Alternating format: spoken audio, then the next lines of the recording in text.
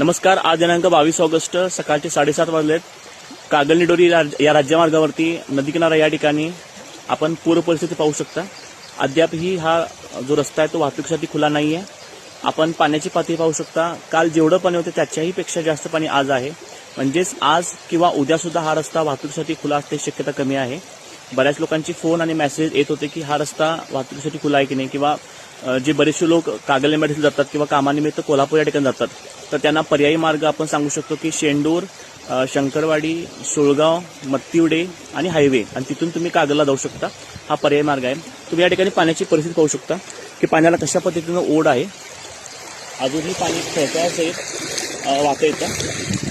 पाण्याला पूर्ण प्रेशर आहे आणि या ठिकाणी तुम्ही पाहू शकता की अजूनही पूल आपल्याला दिसत नाही आहे. इथून साधारणतः पूल हा 800 मीटर अंतरावरती आहे आणि पूर परिस्थिती आपण या ठिकाणी पाहू शकता की कशा पद्धतीनं पुराचं पाणी अजूनही वाढत आहे.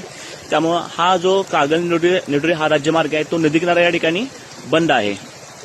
यानंतरचे अपडेट्स संध्याकाळी मी द्यायचा प्रयत्न करेन कामावरून आल्यानंतर. धन्यवाद.